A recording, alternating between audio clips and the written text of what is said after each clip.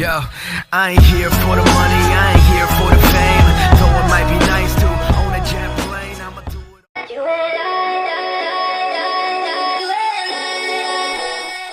Last episode, we found out about the origin of the builders and how the original Pekka was created.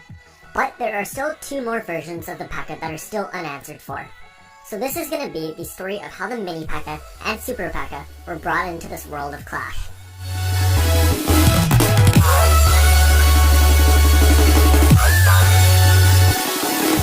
And in case you missed the last episode, here is a very quick recap. Bill and Dirk were both dwarves added to the game. However, they both did not know how to fight. So to please the village chief, they both tried to create something that could really impress the chief. Bill created what is now known as the Pekka, and Dirk created what is now known as the Crusher. The chief was extremely disappointed in Dirk's creation that he exiled him off the island, and Bill ended up becoming the village's official builder. However, after years of working for the cruel chief, he started to regret making the choice to become the village's builder. And now for the continuation. Welcome back. So even though the builder didn't like his job in the village, he decided to put up with it for the time being. But the thing that really got him through this was the fact that he learned how to clone himself and create 4 other builders. But we'll explain that in another story. As the years went on, he continued to do the same old job day in and day out. However, about 5 years later, he finally reached his boiling point. But first, let's head over to where the other builder, Dirk, was exiled.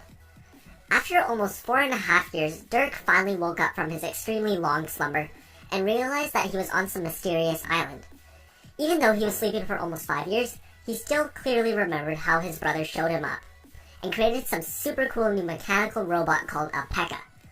Even though Dirk was super impressed with his creation, he also felt super betrayed that he got exiled, whereas Bill, his brother, got to stay back in the main village. So Dirk promised himself that one day he will return to the village with the biggest and best creation the village has ever seen in their lives. But the only problem was that he still had to create this new super creation. He still didn't even know what he wanted to make. So first, he decided to make his house. He got to work and finished his first building, the Builder Hall. And once he was done creating that, he decided to create a laboratory as well, that he would use to create his new creation. However, after a few days, and even weeks, his mind was still blank, and he had no good ideas. But then one day, he had a flashback to when he got exiled. He remembered seeing his brother's creation, and how magnificent it looked. However, he felt that there was something missing to it. So then it hit him. I'll just create a bigger and better version of the Pekka. So he quickly got to work gathering all the resources he could find, and he worked hours on end. He worked many days without even sleeping, so determined to finish his project. And then about 14 days later, he added the finishing touches to his creation. And then he went outside to await and see what the final product looked like. Then, out of the smoke emerged Dirk's version of the Pekka. When it got out of the building collapsed behind him. This new creation was a powerhouse. 5 seconds after being born, he already destroyed a full building. Dirk could not have been happier. But then once the smoke settled down, a tiny blue metal robot came running out. This was no Mega Pekka. This was just a tiny little Mini Pekka. Dirk's smile faded. He was no longer proud of himself. All he felt was a shameful feeling in his stomach. He was so ashamed of his Mini Pekka, and then weird enough, another Mini Pekka came running out of the rubble. There were 2 Mini Pekkas standing in front of Dirk, and then Dirk realized what must have happened. He had added enough materials to create a full-size Pekka, but the laboratory's machinery must have had insignificant energy to combine them all.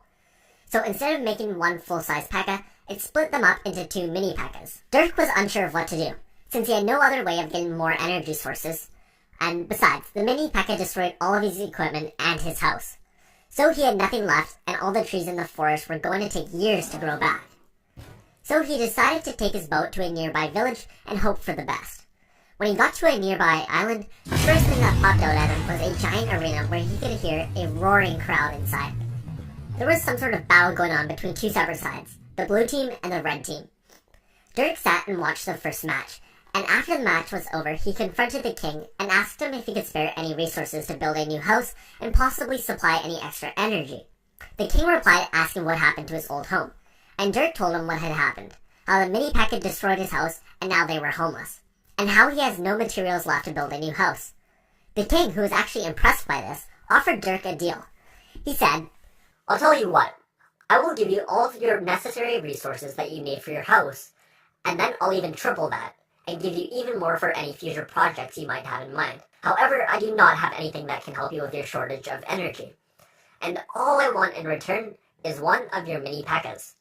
If that thing can destroy buildings as easily as you say, then I think it can help us win way more battles. Dirk thought about it for a second, and then realized that he has 2 Mini Pekkas, so why not just give up one? Besides, one destroyed his house, so he didn't really want to be around him anyways. So Dirk and the king made their trade. And then Dirk went back to his island, and the king became an unstoppable force with a new Mini Pekka. Once Dirk got back to his island, he quickly rebuilt his house and started working on some new plans for his Pekka 2.0. Once again, he worked for weeks on end, but he still could not think of any solution to prevent the machine from making 2 Mini Pekkas instead of 1 Super Pekka. He was about to lose hope, but then one day a broken ship washed ashore.